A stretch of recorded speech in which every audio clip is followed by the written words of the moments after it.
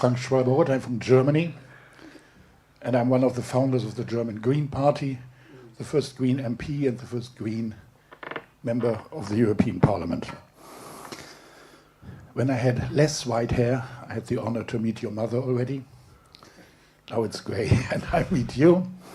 And Kashmir plays a certain role in my life, because by accident, Kashmiris contacted me when they opened the Kashmir office in Brussels. I come to my question, in a moment. It will be on India. And they said, Frank, you have such an experience and you're so nice. Please help us in Brussels.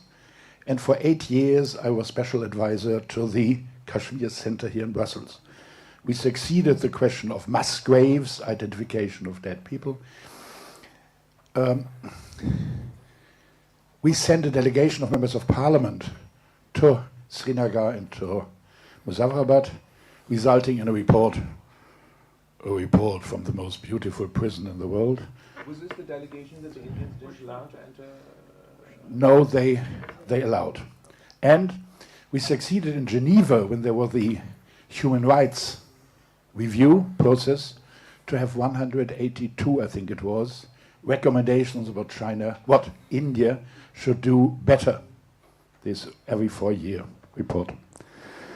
And in this case, at that moment, I met Musharraf in your country. And I provoked him. I said, come on, no one understands you here in Brussels. Because even the king of Samoa was here, but never a president of Pakistan. He looked around and said, oh, yes, oh, apologies, it's true. And half a year later, he came. And we succeeded that in the European Parliament, nearly no one speaks of India as the largest democracy in the world. But we laid the ground that it is said, India, the largest structural democracy, where the reality might be different.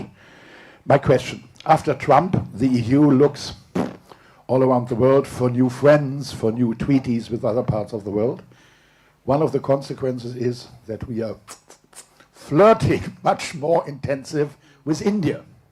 Therefore, my question, what do you think this means for Pakistan and for Kashmir, that the European Union, you say, you are wonderful, you're the last hope in a lot of fields.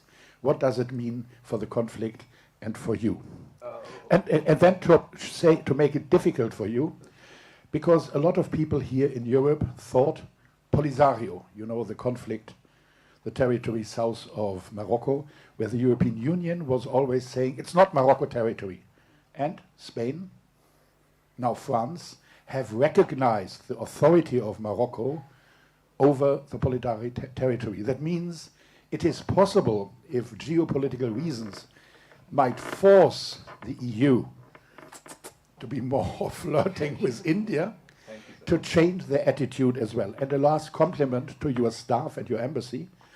I was here when the Iraqi foreign affairs minister was here. He came with 3 journalists, I came with 2 assistants, and that was all. And this is a Saturday, and nevertheless, the room is full, therefore congratulations for your staff here in Brussels. But the question, now apologies for my long intervention, is what does it mean, the flirting European Union for India? Thank you. I'd first like to say thank you for your question. Pakistan is confident in our relationship with the European Union, and we're absolutely not jealous for your flirting that is ongoing with India and others. Is absolutely right. In fact, we're counting on this engagement. We're counting on yours and other Western countries' close ties to India to be able to speak to them as a friend and explain to them that the corner in which they're painting not only their own country but their entire region is not a tenable situation.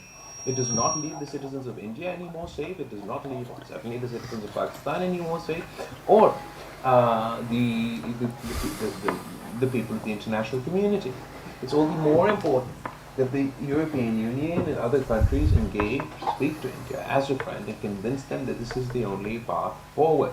As far as the engagement that you've had with India, the economic engagement that you're looking to have in the region, there's, for example, even we just came from the UK. They've signed a trade deal with The Indian government, Pakistan has, like we have GSP Plus with Europe. There's also an arrangement that we have for trade with the United Kingdom. The US is currently in trade talks both with India and Pakistan. So if we just look at it from the economic angle and your economic interests in an increasingly unpredictable economic climate, no matter how fantastic these trade deals will be, no matter how big and beautiful they may end up being bilaterally between the EU and India, the US and India, the UK and India, they'll only manage to achieve their full potential under two circumstances. One, if we have peace between India and Pakistan, so that we can restore trade between India and Pakistan that doesn't exist today, and we can restore transit trade, which was suspended as a result of this conflict. Otherwise, as fantastic as your economic negotiations may be with them, you may have come up with a great, fantastic economic opportunity for yourselves in India. It won't reach its true potential if we're not trading with one another. Secondly, if we don't have peace, and the threshold for conflict is so very low that at the drop of the hat we go to war, a war that can turn into a nuclear war. I put it to you, that what does it mean for the potential investments in India? What does it mean for the confidence of European and Western countries that are looking to invest in this part of the world and vice versa? So for your own self-interests, for your own economic interests, it makes sense for India and Pakistan to achieve peace. Next question. Thank you. For the next question, Alberto, please. Thank you very much, Your Excellencies. My name is Alberto Turkstra, Project Director of Diplomatic World. Thank you very much for this comprehensive briefing. Two short questions. First, you've been in Brussels for a few days engaging with high-level counterparts. What role do you envisage the European Union to play to mediate for lasting and sustainable peace in the region? You mentioned their role in achieving the ceasefire, but looking ahead, what role do you expect or do you envisage the EU can play? And the second, when you mentioned the need for a comprehensive dialogue with India, does your preference go for a bilateral dialogue or with third-party mediation? Thank you very much. Thank you. As far as our engagements here in Brussels, they've all been very positive. I'm very happy to report that no matter where we've been, the Pakistan's, whether it's the United States, whether it's the United Kingdom, and whether it's here in Europe, when Pakistan says we seek dialogue and diplomacy in the pursuit of peace, no one disagrees. When Pakistan says that we want a comprehensive dialogue to resolve all our issues, everybody's pretty keen on that. And when Pakistan says that we don't want the weaponization of water to be a new precedent, everybody agrees as well. How will you assist us in achieving those aims? I think everybody can play their role diplomatically, engage diplomatically with both sides to try and encourage that conversation. As far as the dialogue between India and Pakistan, mediation was offered during this conflict. It's certainly something that we'd be willing to discuss on who would be able to best mediate, etc. If mediation is necessary. What was at least what I want to emphasize is, as part of the ceasefire, our military assesses that we were at a point in the conflict where Pakistan had the military upper hand. And it was in that climate that we agreed to the ceasefire, and with the understanding that there would be a conversation, to quote the Secretary of State's statement, on all friction points at a neutral location. So we believe it's incredibly important for us to achieve that aim.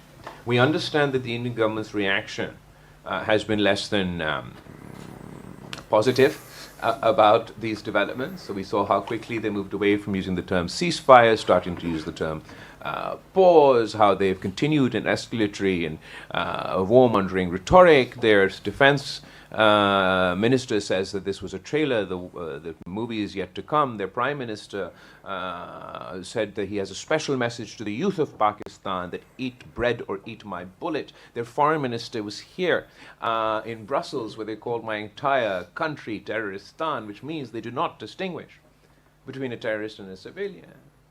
In that climate, and I believe that Europe knows all too well what the demonization of entire populations, the dehumanizations of entire communities, the escalatory rhetoric has meant in the past, and what is meant for you in the present.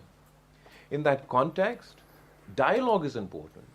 Mediation, I think, would be the most productive, but bilaterally through a comprehensive dialogue that's not focused on any one, but all issues, we will certainly make more progress than we will by firing missiles and shooting each other's planes.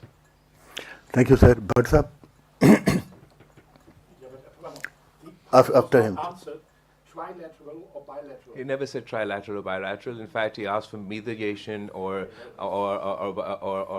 bilateral dialogue, and I've answered that. Thank you. Can you let me? Sir, welcome to Brussels.